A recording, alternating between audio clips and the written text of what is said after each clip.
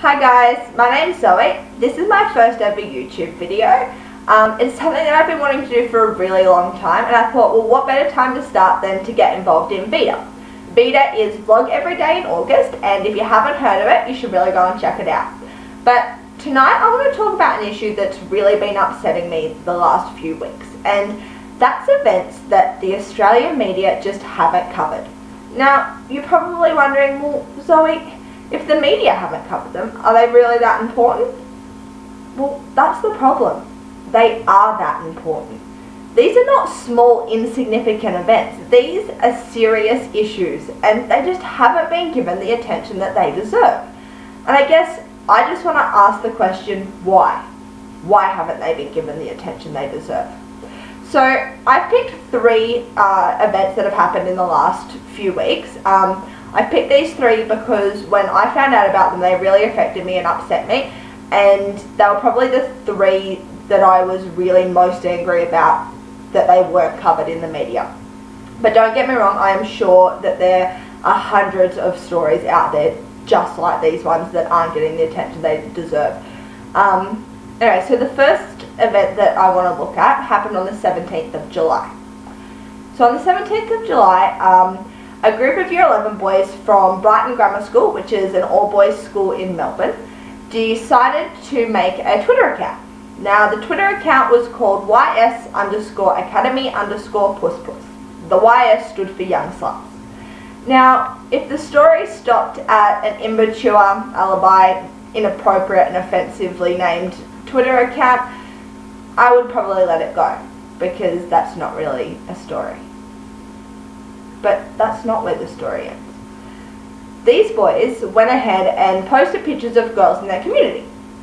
They were pictures that were taken without the girls' consent or taken off their Facebook page again without their consent.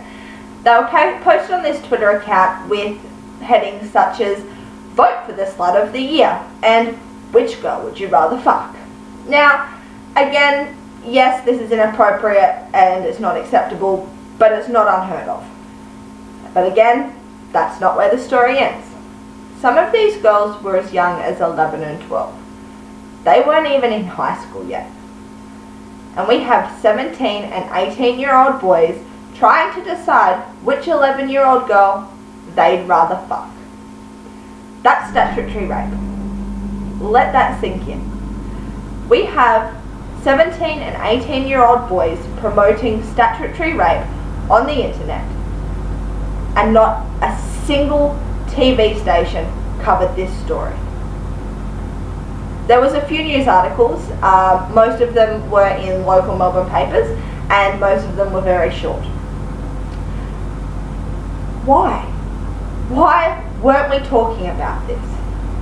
Was it because we didn't want to ruin the reputation of a reputable high school?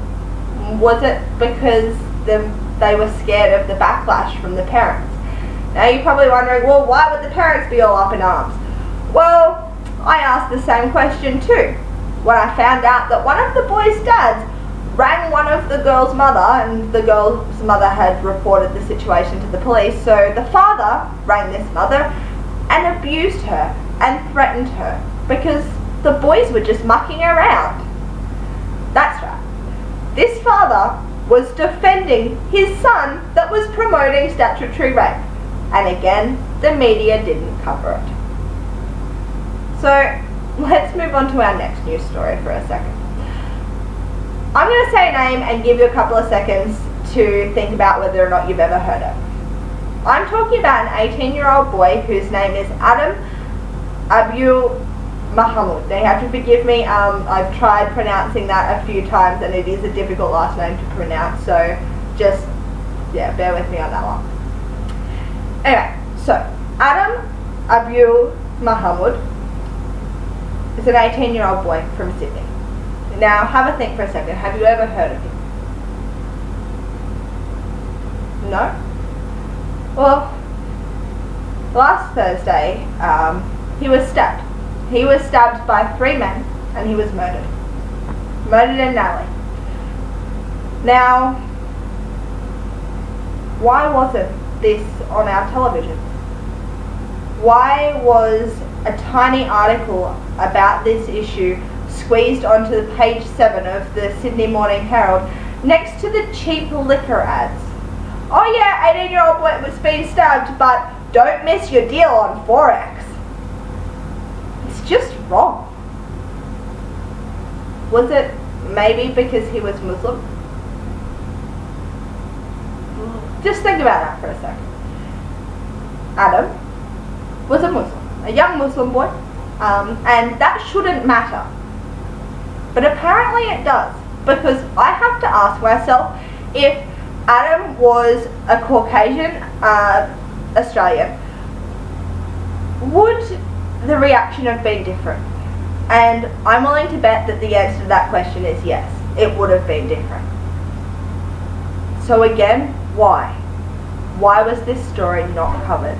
And why, when I go and Google his name and look for information on this story, do I find articles that point out the fact that he was yelling at the car that drove past that had the boys that stabbed him in it?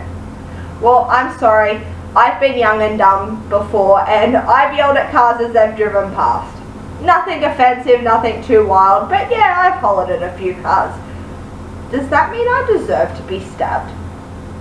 Does it mean that if I was walking down the street one night and I yelled at a car and the guy pulled over and stabbed me, that I deserved it? No. Did Adam deserve to be stabbed in an alley and die bleeding in his father's arms? No. And did he deserve to have his story squished onto page 7 next to the cheap liquor ads? No. So that brings me to my last story that I want to talk about tonight. Now, this story is a little bit different because you probably have heard about it, because when it happened, it did get a little bit of media attention. It was on a lot of TV news sites, and it was in some of the papers.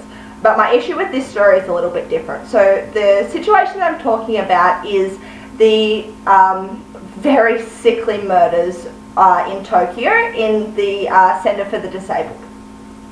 Now, if you haven't heard of it, a little bit of background. Basically, a guy came in on a hate rampage and he murdered 18 people and injured 45. Now, on the day that it happened, as I said, it was on the TVs and it was in the newspapers. And then it just kind of disappeared. We haven't heard about it.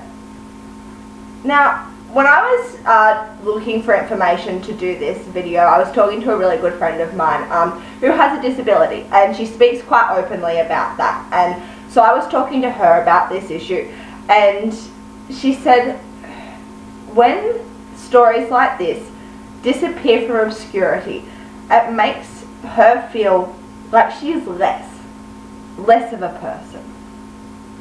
I want to do a comparison here so you kind of understand where I'm coming from. In 2011, at Quakers Hill, there was a nursing home fire. It was deliberately lit, and you probably remember it because it was all over the TV. It was all over the newspapers, and it was in our faces for weeks. For weeks we saw images of this, we heard from the grieving families, and our hearts broke and we were angry, and people were talking about it and demanding that justice be brought. But jump forward back to the Tokyo murders and it just disappeared. We all went, oh yeah, that's sad, and then it disappeared. Now, maybe you could say that, well, it was in another country, so that's why it wasn't all over our news. Well, hang on a second. Go to the Nice terrorist attacks only a few weeks ago as well. I'm still seeing news stories about that. So why is this any different? I don't know. I don't have the answers to these questions. What I do know is that it's not okay. It's not okay that these stories are not being covered. So what can you guys do about it? It's very simple. Talk about these issues. If you see a story that upsets you, tell people about it. Chuck it on your Facebook, Twitter. tell your friends, your family, make a noise, because when we stand by and we let these events pass by us, we're just as bad as the media who aren't talking about it. We can't be angry that it's not being covered if we're not willing to jump up and down about it ourselves. So that's what this video is about. It's about speaking up and saying, I've had enough of these stories not being heard. So on that note, every Friday I'm going to do a vlog about the stories that haven't been covered in that week. So if you see a story that you think that I should do, just drop me a message or put it in the comments below, and I'll do my very best to cover it. But it's time we started speaking up. So thank you very much for listening to me, and I hope to see you back here very soon. Bye.